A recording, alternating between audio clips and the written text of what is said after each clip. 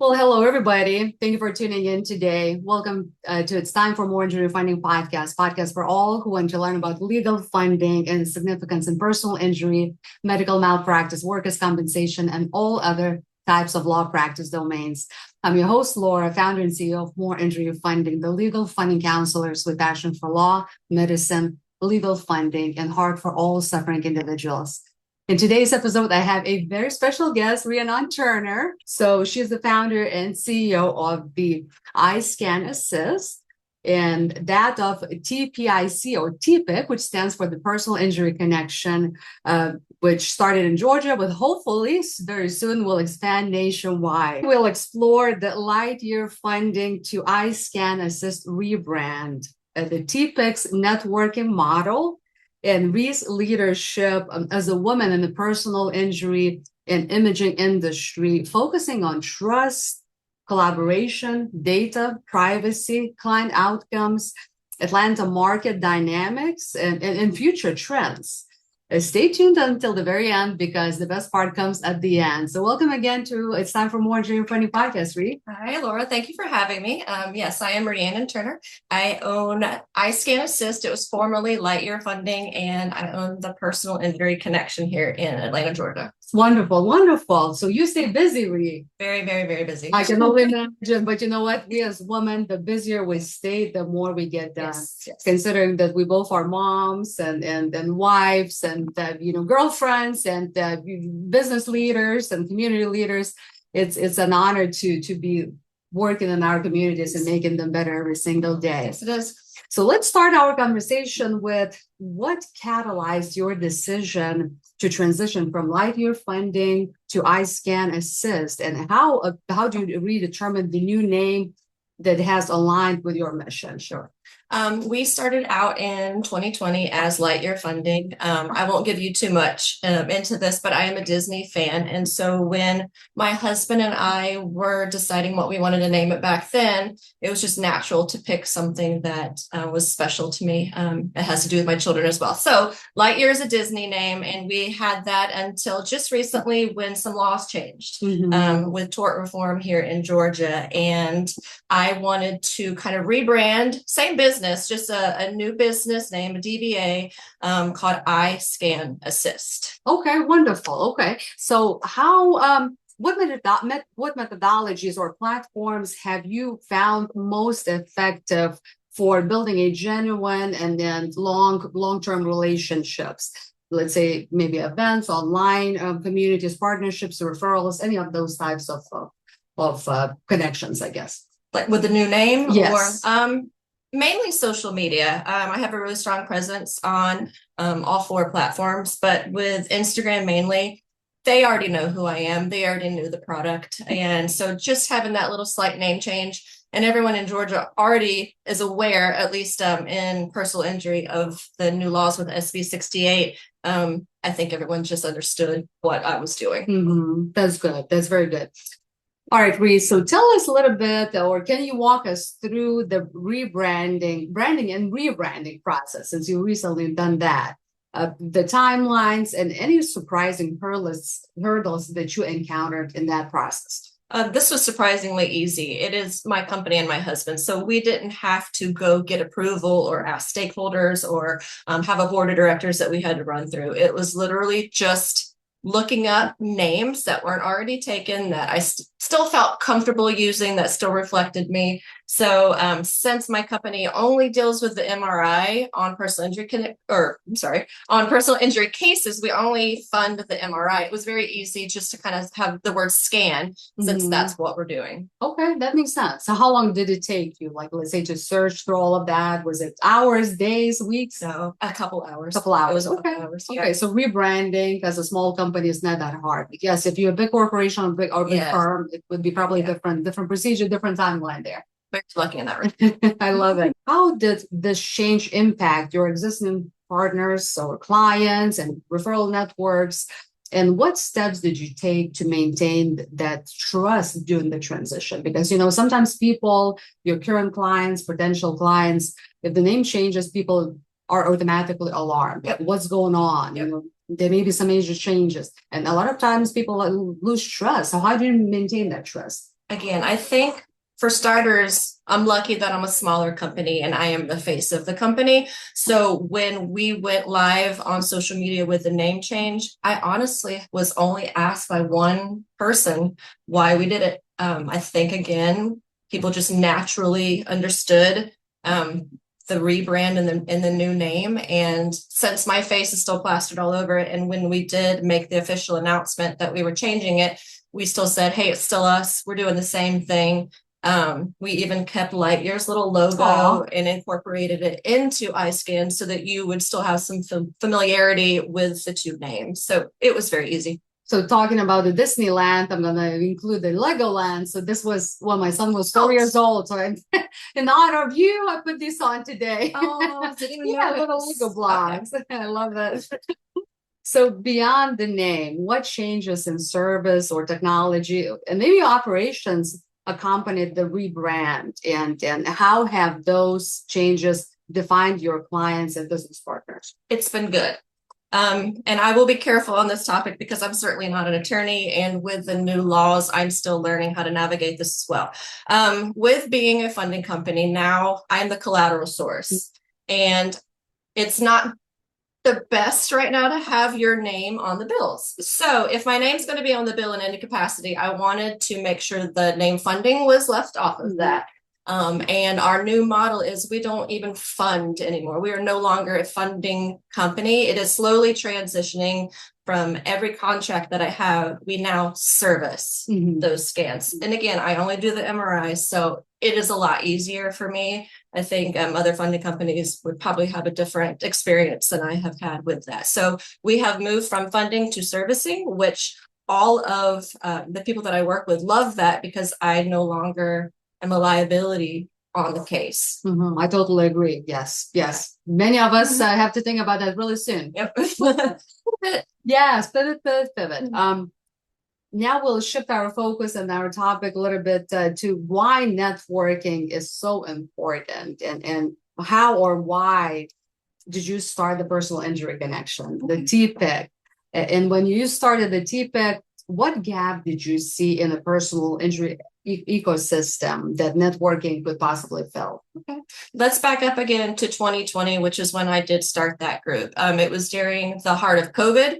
I believe it was August. So we had already, got into that. And I was finding at the time at my previous job that my bonuses, my pay structure was starting to tank due to the fact that I couldn't be on the road and we did not have face-to-face networking anymore. So I had to think of a way for my current job then, and for my husband, who is also a chiropractor, how we could continue to keep our businesses going, because obviously it was such unknown time. So I created a private Facebook group, and it was for everybody that was in the personal injury space, but we kept it private just so it was, attorneys, chiropractors, doctors. And at the time, that was it. I slowly did let in funding companies, imaging facilities. So now it encompasses everyone. But at the time, it was a simple way to go, hey, I need a chiropractor in Douglasville. And the people that were in Douglasville could literally just drop their name underneath it. And then you had a new book of business because you could simply jot down all these chiropractors in that area. So they were getting business. They felt like, they were networking online. So it grew from literally just a Facebook group. Fast forward to 2020, the end of 2023, I felt that there was a need to bring back large scale events. Laura, I don't know did you ever attend a Steve Barnett event? Oh, yes. Okay. I wanted to bring back that type of vibe. Free networking, huge events, get everybody in the room for the right reason. And so I felt there was a gap that was not happening anymore. I had the platform to do it. So we started in February of 24. So 23, thought about doing this. By February, I had my first event at Axion. And so since that happened, we've just kept the ball rolling. And absolutely, our industry fell in love with TPIC. It's just like recess, it brings everybody together. And the best part, people love free food and drink. They do. And the networking is no charge as well. And of course, Ree's always looking for sponsors. So at any point you would like to sponsor and join her, just let us know. Yeah. I'll be more than happy to connect you with her.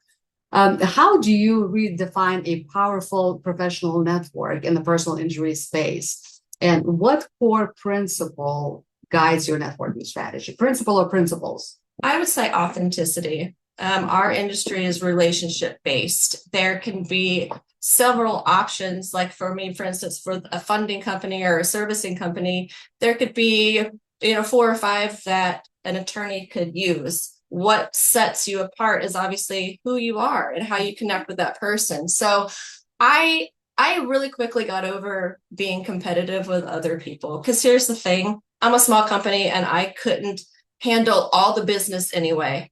I never, tried to set out to do that too. You've got to eat. I've got to eat. Right. So, there's more than enough for us all in the industry to be able to be successful. And then I learned quickly just to be who I am. I didn't drink for 5 years, and it was actually because of this industry. Congratulations. I know, right?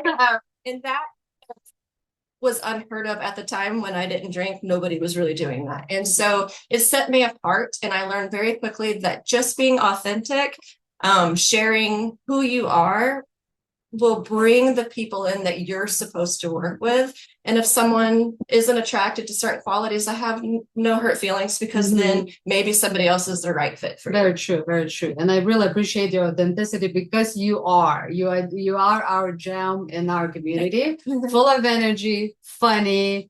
Thank you. From Georgia, right? Originally. Nice. Oh, yeah. How long have you been Learned living something in new. Georgia? Since 2018. Okay, I was going to say Southern girl from the South, but Been here. Yeah, it makes me a Southerner. Yeah. yes, but the energy is definitely contagious, and we love having you with us and just leading this wonderful personal injury community. Could you reshare with us a memorable turning point, or maybe a success story that demonstrates the value of TPIC networking model? And again, to remind what TPIC is the personal injury connection. I would say my second event last May, I had one at Barber Orthopedics. And I remember a specific moment. It was towards the end of the evening.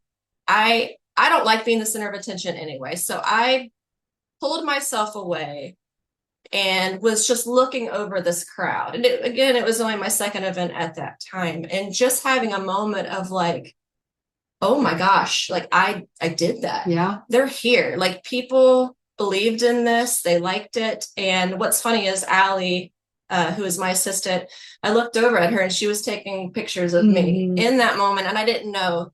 And I just remember thinking, I can do this. Like, I can do this. Yes, it's amazing. Yeah, sometimes we really need encouragement of each other, especially encouragement of women in the industry, to say you are strong, you can do this, and we're here to support you. So I'm so glad you did it and never give up. And so we are here for you, really, to support you. Thank you. All right, Bree. So now we're gonna shift our focus to networking. Tell us why networking is so important, and how or why you started the personal injury connection, and when you started the TPIC, the gap that you saw in the personal injury ecosystem that networking could possibly fill. I did not want to host events. Full transparency, this was not something that I ever set out to do. I am sure some people would find this to be surprising, as I'm an introvert, but I know how to turn it on when it matters. So it was never something that I really wanted to do. I felt that there was the need to do it. And I felt like, because of the audience that I had already built up until 3 years into it, I saw the need, like, we need to get back to that.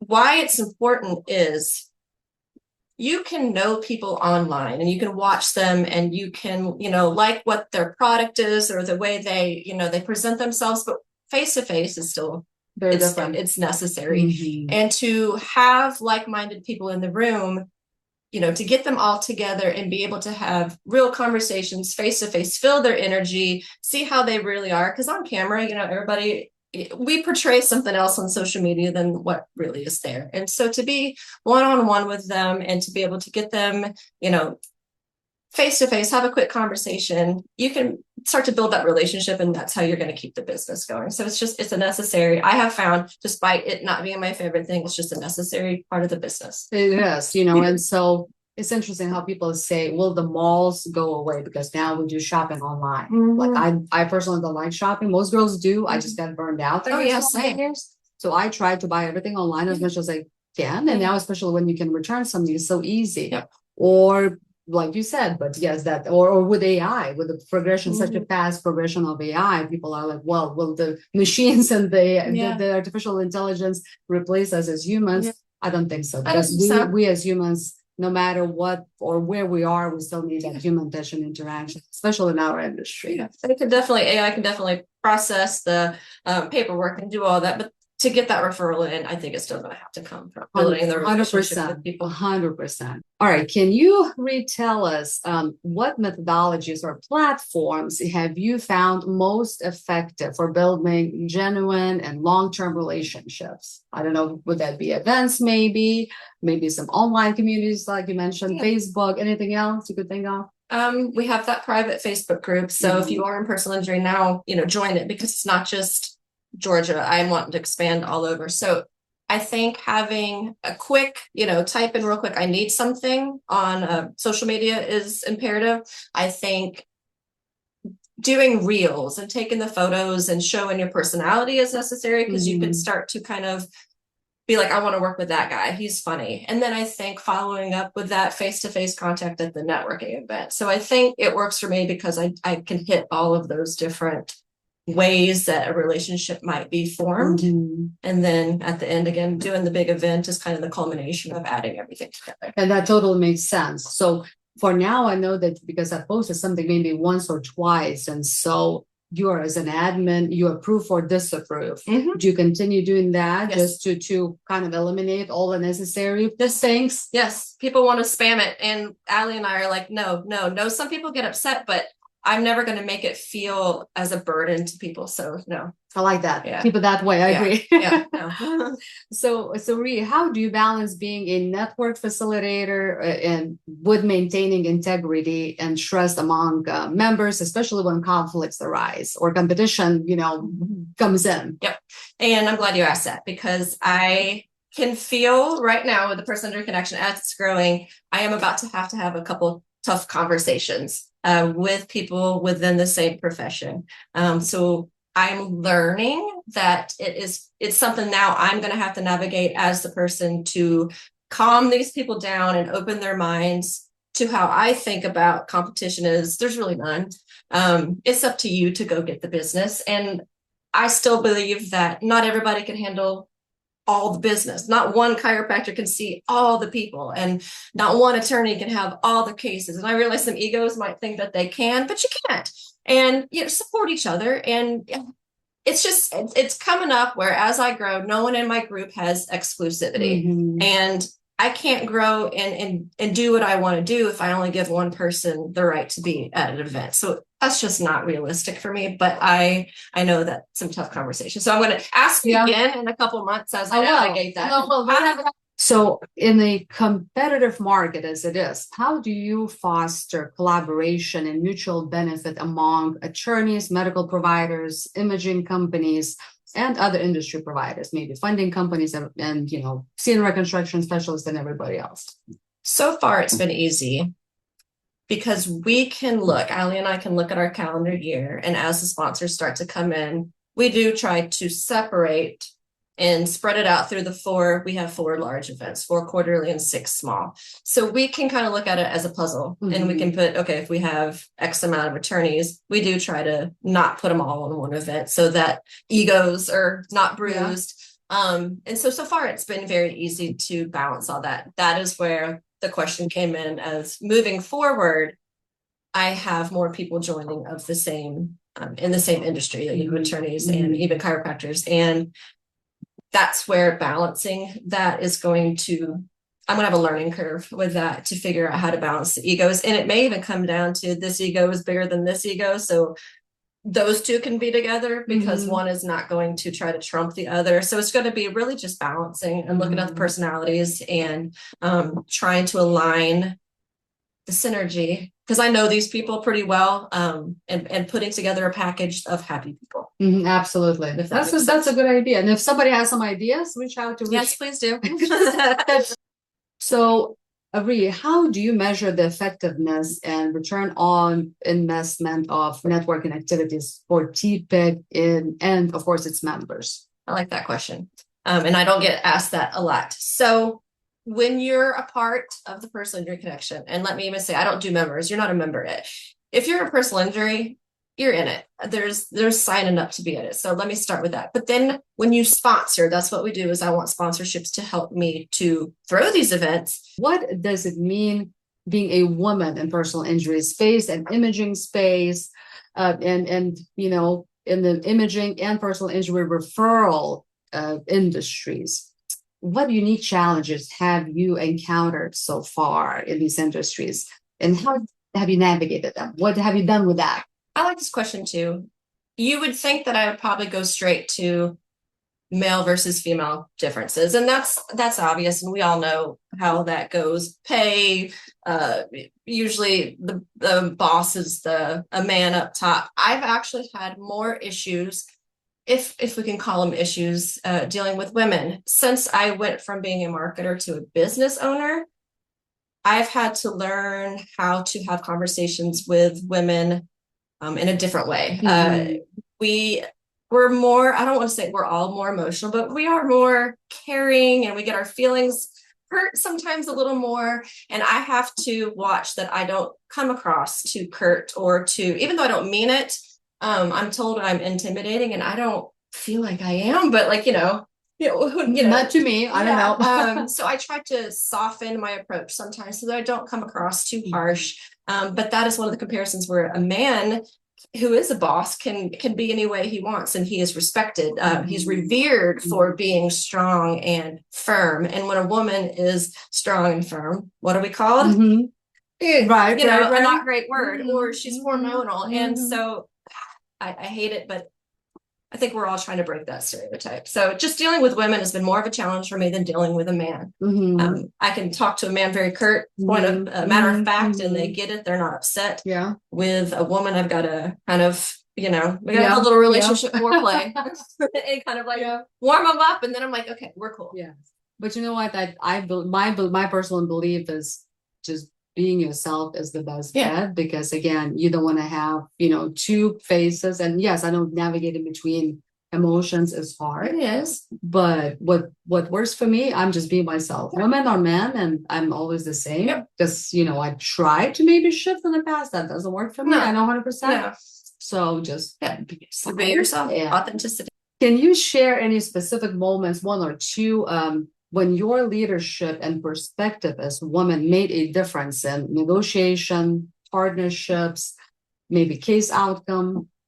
That's tough. I think I would probably go back to me individually. I think I can read energy really well. I can walk in a room and kind of read mood. If this person, and here's the thing too, Laura, you know this, you don't know if somebody's having a bad day because they got lipstick on their shirt or they spilled coffee on them. So I try to walk into any meeting knowing that person's carrying in some baggage, maybe from a relationship or, just spilled coffee in the car.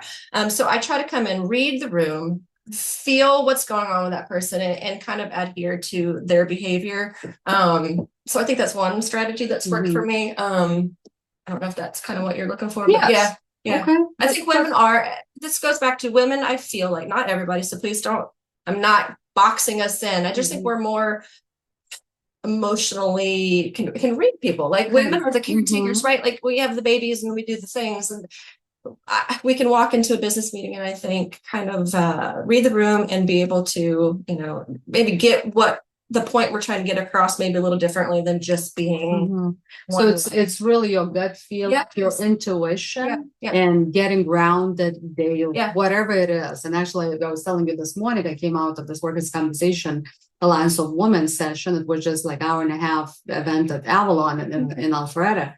But what panelists reminded us of, just do something close to your heart, whatever calms you. So for me, I do a little meditation, even if it's 1 minute before gym, because I get up super early. Today I haven't done gym, so I will have to do it later today, and even in the form of walking. So for me, meditation, workout, really vigorous workout, balanced diet, and then just getting away from the scene if I feel myself overwhelmed. Because in our industry, us being women is just nonstop. So it's good to get away, walk, do whatever you need to do, meditate, close the door, and just be by yourself. And some people read Bible in the morning, they read scriptures, they practice different religions. So getting spiritual input, or just sometimes picking up phone and calling your best friend and just venting. Whatever works. Let's just do it every single day. No matter your gender, we all need that. So let's remind ourselves of self-care, of being mindful of ourselves. I sometimes like to ask guests and business owners especially, what is balance, or how do you balance work, family, leisure, business, all of that? And if there's such a thing at all, if there's such a thing as balance, how do you approach that? And what advice would you give to other women and business owners and leaders in our industry? Is it manageable at all? And if so, what do you do? I am not the best at that. And I think any business owner probably faces that challenge, man or woman. We go all in, like we're not paid if we're not hustling. So I think I try to be cognizant of my workouts too. If you know me, I do work out every day, and it's not even I want to look good thing, it's I want to feel good thing. I can burn away anxiety, clears my mind. So daily I work out. I do watch my alcohol. I don't drink a lot. Let's see, I eat healthy. I meal prep a lot. Those things for me are self-care that help me to be able to do what I'm doing and not get overwhelmed. But like you said, if I'm overwhelmed, I do literally have to move the phone away, shut the laptop, and make myself walk, even a vacuum. I will go do something in my house, just tactical, hands-on, just to kind of step away from it. But I'm still learning that balance. But being self-employed, I manage schedule. So I can work in all those things a lot easier than somebody that has a 9 to 5. And somebody raised the question today at the seminar, the session, what about like getting hair done, putting lashes on, getting your nails done, manicure and pedicure? Is that part, do you consider that part of relaxation and then getting away from? I do. I mean, I think some people don't think that, but I think if you never take care of yourself and you are trying to add in nails or hair, then that absolutely is trying to put yourself first. So I do think that counts as self-care. Good. Yeah. And if we can help you and vice versa to get into that, like getting hair done all together, or massages or facials, let's get it done. I'm at a point too in my life where I do get lashes. She comes to my house, but I've learned ways where I can do it, but I still don't feel like it's another task. I just have them come to my house. I love it. And I can have a massage at my house. If you'll come to my house, then you got a job. Yes. I'll go to another place. I love it. Yes. So self-care is very, very important. And let's all remember to take care of ourselves. How would you describe your leadership style, and how has this evolved since you started the Personal Injury Connection and iScan Assist? Being authentic. It's really hard when you're younger. At least it was for me. Figuring out who you are and that it is okay to be imperfect. It's okay to share your challenges. It's okay to tell your staff you're having a bad day. I have gotten better at being firm and being a boss, but also saying, hey, I mess up too. Like, I'm not happy you did this. Let's fix it. And if you don't understand something in the future, ask me first. So I've gotten better at walking my employees through issues so that I don't come across unapproachable. But again, I'm funny. I think I'm funny. You are. I try to be just who I am. I'm a nerd. I love, silly stuff, Disney, Harry Potter. So that usually, I don't know the word, that makes people calm instantly. Right. I'm approachable. I'm telling you, I'm a nerd. Yeah. You're not going to come at me. So it's a part of vulnerability, because it's really, really hard for men or women, especially as a leader, as a business owner, and now, founder of the TPIC. It's very, very, very hard sometimes, because we like you say, we go through daily things, through weekly things, or pretty much daily things. And it's just showing that vulnerable part and telling others what you are. It's really good and clean. I'm not spot on all day. Like Mhm. the people, I honor you if you can be on point all day for everything. I'm not your girl. No. Same here, trust Yeah. me. I'm a hot mess sometimes. So again, it was such a pleasure. And if somebody is looking for the personal injury connection or iScan assist or have any questions about leadership or just personal question to you, how can they I'm all you? over social media. Businesses are in the name iScan Assist and the personal injury connection. And going back to me being a nerd, my Instagram handle is Return of the Jedi. So Yay. you can find me very easily. Rhiannon is my name. There's not a lot of us, so I love it. How do you spell it again? Rhiannon. That's Rhiannon. Again, thank you so much for being my special guest on this Time for More Injury Finding podcast and for talking with me about the TPIC and the iScan Assist, about the personal injury connection networking and your leadership as a woman in the personal injury and imaging world. And as promised, here, if I have this fun pop-up question, you ready, my dear?